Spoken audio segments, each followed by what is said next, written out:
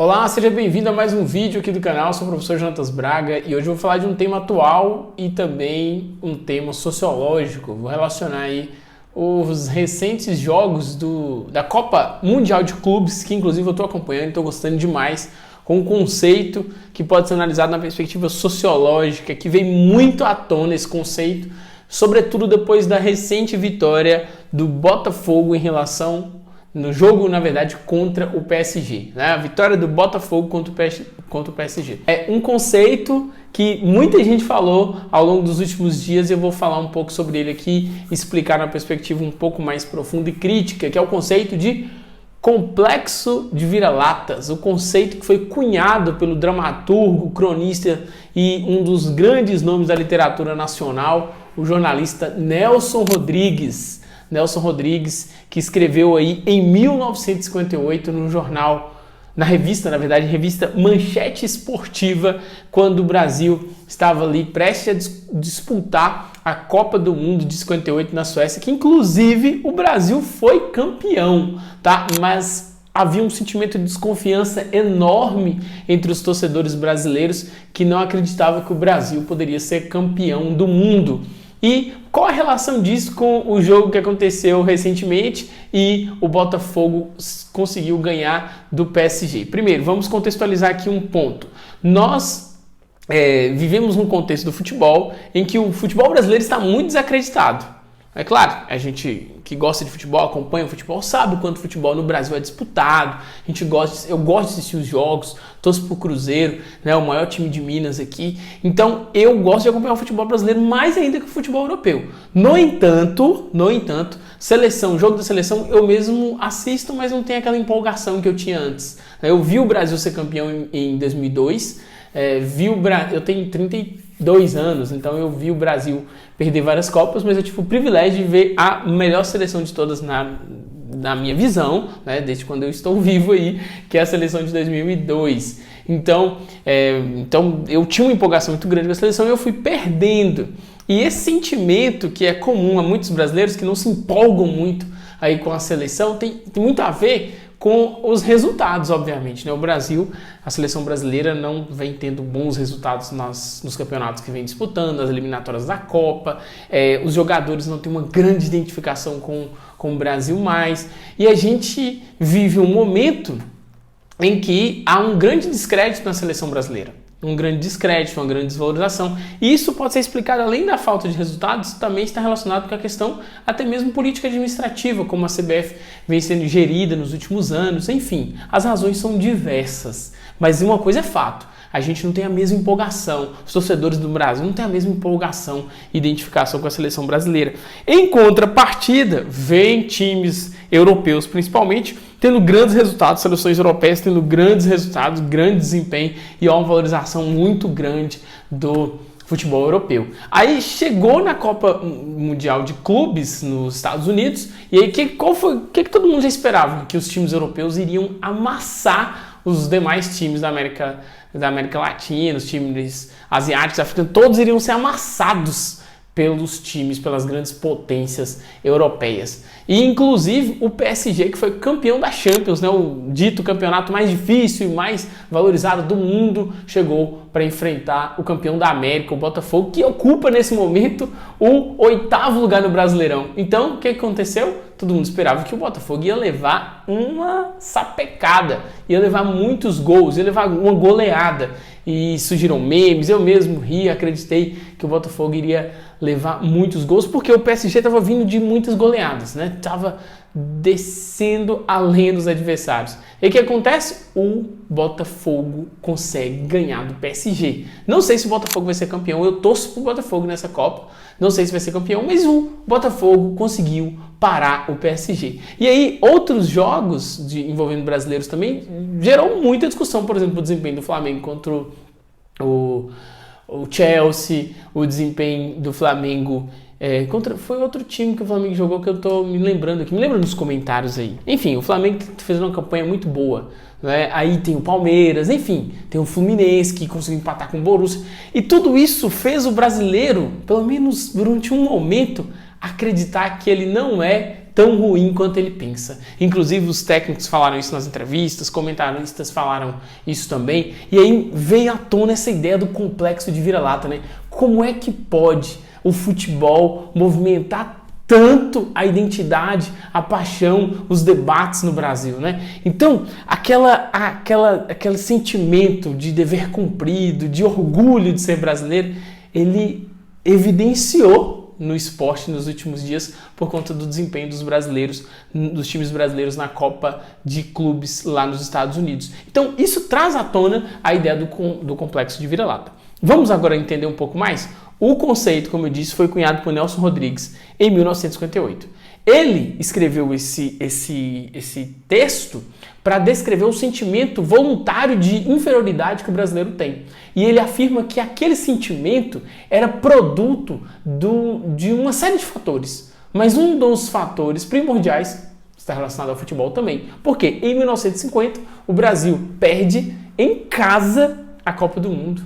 Perde a final para o Uruguai em 1950 por 2-1, famoso Maracanaço, né? Onde o estádio lotado viu o Brasil perder a Copa do Mundo em casa. Então aquilo ali acentuou o sentimento de inferioridade que é muito forte no brasileiro. Então imagine, na única coisa que a gente consegue ser melhor do que todo mundo, né? O país do futebol, nós temos um resultado pífio desse. Então a gente não serve para nada mesmo. E aí é nesse contexto que o Nelson Rodrigues afirma que o complexo de vira-lata ele se intensifica, ele se acentua. Né? Então o Nelson Rodrigues via esse complexo como um grande entrave para o desenvolvimento da nação. Só que as raízes desse complexo, desse sentimento de inferioridade, não param no futebol. Ele tem uma raiz muito mais profunda. E outro ponto, ele não se limita ao ambiente esportivo. Ele se manifesta na política, na economia, na cultura. Olha só, pensa aí para você ver. Qual foi a última vez que você viu um filme brasileiro assim, por livre e espontânea vontade e gostou? Você gosta do cinema brasileiro? Ou você só gosta das produções estrangeiras?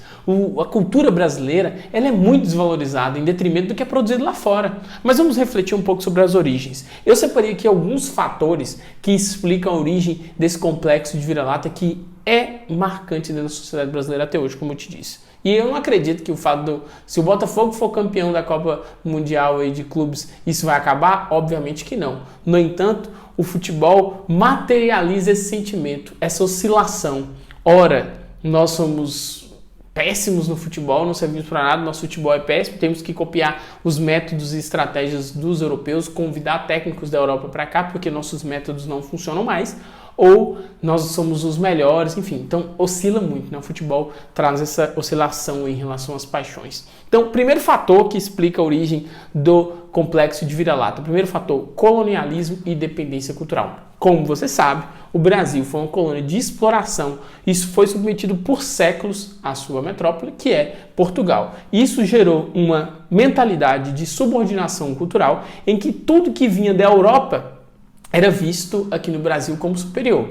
E isso vai se manifestar nos modos de vestir, na forma de se relacionar, nas organizações políticas. A elite brasileira, desde sua origem, vai valorizar mais a cultura europeia do que a sua própria identidade, do que sua própria cultura. E isso colabora, sim, para o desenvolvimento desse sentimento de inferioridade em relação àquilo que é produzido lá fora. Outro fator importantíssimo para a gente entender esse fenômeno é a escravidão e, consequentemente, o racismo estrutural. A longa permanência da escravidão na sociedade brasileira criou hierarquias profundas e uma autoimagem social muito degradada, né? O racismo ele foi internalizado e alimentou uma visão de que o Brasil, por ser um país marcado pela miscigenação, ele estava fadado ao fracasso. Essa ideia de que o Brasil é um país do futuro é uma ideia muito nova, muito recente,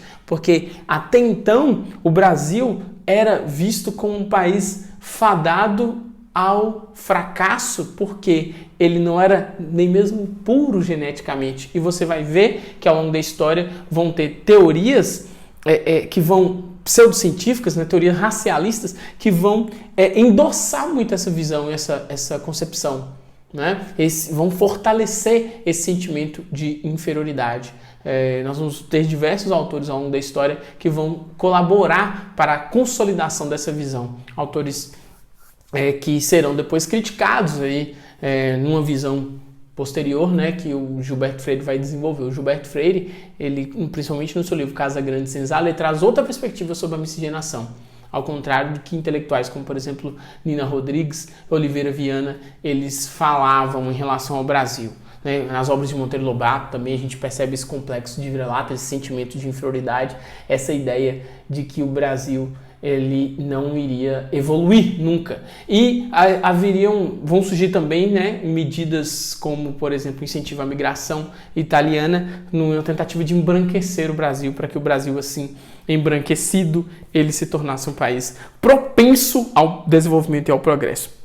Nós temos também alguns fracassos e frustrações nacionais que vão acentuar esse sentimento de inferioridade. Como eu disse aí, no futebol é o grande exemplo, né? Quando o Brasil perde a Copa de 50 em casa, é visto aí como um país que está fadado a não dar certo. E, além disso, nós temos vários problemas políticos e sociais que vão se repetindo historicamente e vão fortalecendo a ideia de que nós nunca iremos alcançar o progresso. O país nunca vai dar certo, porque sempre repetimos os mesmos erros. Outro fator, a imitação dos modelos estrangeiros. Ao invés de criarmos soluções próprias para resolver os nossos problemas, tanto as elites intelectuais quanto políticas ao longo da história foram copiando modelos europeus ou norte-americanos que, obviamente, não iriam funcionar de maneira efetiva aqui no Brasil, o que vai reforçar a ideia de que lá fora é melhor, né? E vai alimentar essa desvalorização do que é feito e produzido aqui no Brasil. Isso, como eu disse, não fica restrito ao futebol. Isso vai na cultura, na produção acadêmica, na criação intelectual, artística, literária, em todos os aspectos. E há também outro fator, que é a autodepreciação da cultura popular. O próprio humor, que é muito comum no Brasil aqui, é marcado por essa ideia de que é preciso depreciar o que é produzido aqui. Não é? Esses elementos da nossa identidade são reforçados, né? Esses estereótipos relacionados à nossa identidade é muito reforçado no humor, na TV, nos comentários, essa ideia do jeitinho, que o brasileiro é desorganizado, enfim. Essa concepção, essa autodepreciação da nossa cultura popular, daquilo que é produzido aqui no Brasil, é muito forte hoje.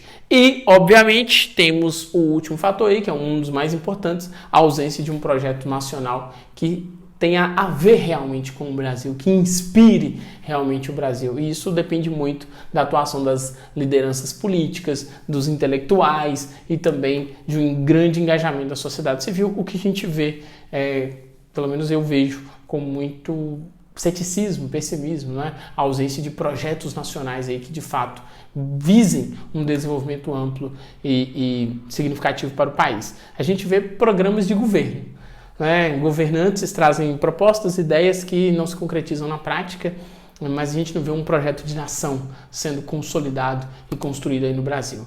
Como eu disse, alguns intelectuais vão colaborar para que o Brasil modifica a sua visão em relação a si mesmo. Um dos grandes nomes dessa ideia é Gilberto Freire, que traz uma nova concepção sobre a miscigenação, ressaltando a relevância dessas misturas étnicas e culturais no processo de formação do Brasil. Por exemplo, trazendo uma outra concepção em relação ao papel do negro na construção do Brasil. Não vendo o negro apenas como um ser humano, um escravo, que não é dotado de nenhum tipo de valor ou intelectualidade ou que não trouxe contribuições e hoje é um entrave para o desenvolvimento da nação. Não, ele é visto de outra forma dentro da obra, como alguém que de fato colaborou para o desenvolvimento do Brasil e que a nossa miscigenação reflete características próprias da nossa identidade. Isso nos traz força, isso nos traz capacidade de lidar com o diferente, né, na visão dele, e esses elementos são favoráveis para o desenvolvimento de uma nação. Espero que você tenha gostado do vídeo, espero que você tenha gostado das reflexões. Deixa aqui seu comentário, sua opinião e vamos continuar assistindo os jogos aí, torcendo. Vamos ver se o Botafogo vai ser campeão mesmo. Valeu, gente, até mais.